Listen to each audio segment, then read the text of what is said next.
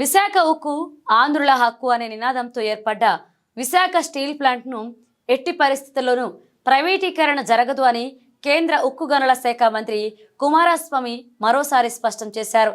ప్లాంట్ను పునరుద్ధరించడమే ధ్యేయంగా ముందుకు వెళుతున్నామని వెల్లడించారు. ఇటీవలే కేంద్రం విశాఖ స్టీల్కు ప్యాకేజీ ప్రకటించిన అనంతరం తొలిసారిగా విశాఖకు వచ్చిన మంత్రి కుమారస్వామితో పాటు మరో మంత్రి శ్రీనివాస్ వర్మకు ఎంపీలు, ఎమ్మెల్యేలు స్వాగతం పలికారు. ఈ సందర్భంగా ఎయిర్పోర్ట్ నుంచి ర్యాలీని నిర్వహించారు. అనంతరం ఇద్దరు మంత్రులు, ఎంపీలు విశాఖ స్టీల్ ప్లాంట్ను సందర్శించారు. దాదాపు 4 గంటలకు పైగా సంబంధిత అధికారులు, కార్మికులు, ఉద్యోగులతో సమావేశం నిర్వహించి ప్యాకేజీతో ప్లాంట్ సమర్థ నిర్వహణ అనే అంశాలపై సుదీర్ఘంగా చర్చించారు.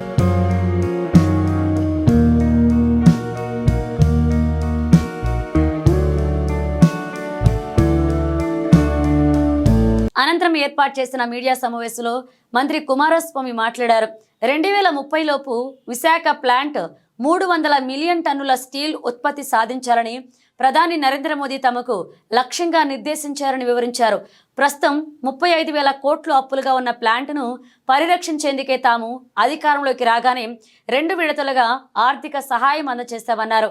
జూలైలో ప్లాంట్ను సందర్శించిన తరువాత ప్లాంట్ను ప్రైవేటీకరణ చేయడం లేదు అని, పునరుద్ధరించడానికి చర్యలు తీసుకుంటామన్న హామీకి కట్టుబడి ఉన్నామని చెప్పారు. Particularly, I congratulate our Andhra dynamic Chief Minister Chandrababu Naidu ji and the upcoming leader of Andhra, young leader Nara Lokesh Garu. Several times he also using his father's name. My father commitment is to revive the RNL plant. For that, please cooperate to fulfill my father's commitment. Several times Lokesh ji also requested me.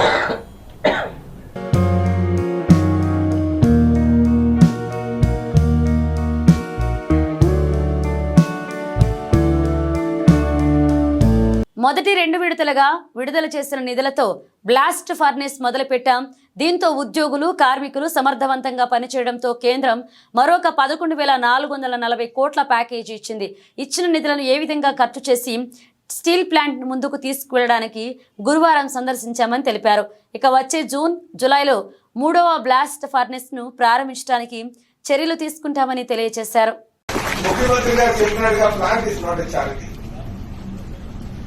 Plant ని నడిపించడానికి చాలా strict గా ఉండాలి. ఈ plant ని ఒక తండ్రిగా వారు నడిపిస్తూ, ఎందుకంటే ఇంతవరకు చాలా మంది ఏమనుకునేవారంటే ఈ ప్లాంట్ నడవదు, ఇక్కడ మిస్మేనేజ్మెంట్ ఉంది, ఇక్కడ ఎంప్లాయీస్ పని చేయాలని ఒక చెడు వార్తను స్ప్రెడ్ చేసేవారు. కానీ ఈరోజు 4 నెలల జీతాలు ఇవ్వకపోయినా సరే మేము కష్టపడగలం, ప్లాంట్ లాభాల శాఖలో చాలా ఆకర్షణగా ఉన్నట్టు తెలియజేస్తూ ఈ సందర్భంగా నేను గాజావక ప్రజల తరఫున సక్సేనా గారికి ప్రత్యేకంగా ధన్యవాదాలు తెలియజేసుకుంటున్నాను. అలాగే సోదర గారు, మంత్రి గారు మాట్లాడాలి. నాదొక చిన్న రిక్వెస్ట్ ఉంది, అది కేంద్ర మంత్రి గారు నేను అడుగుతున్నాను, అలాగే స్టీల్ సెక్రటరీ గారు కూడా నేను అడుగుతున్నాను. 4 నెలల నుంచి ఎంప్లాయీస్ జీతాలు లేవు, వాళ్ళ బాధ నాకు తెలుసు, నియోజకవర్గంలో ఉన్నారు కనుక దయచేసి జీతాల్ని ఇవ్వాల్సిందిగా కోరుతూ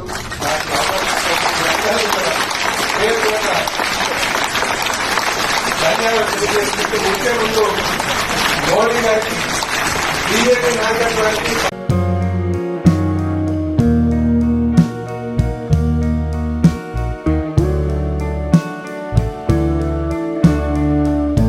ఈ సంవత్సరాంతరంలో ప్లాంట్ ను పూర్తి స్థాయిలో నడిపేందుకు అన్ని చర్యలు తీసుకుంటామని వెల్లడించారు.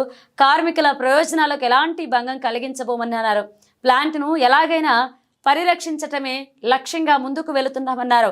సెయిల్లో కలపడమా, ప్రభుత్వ పరంగా నడపడమా అనేది భవిష్యత్తులో తెలుస్తుంది అన్నారు.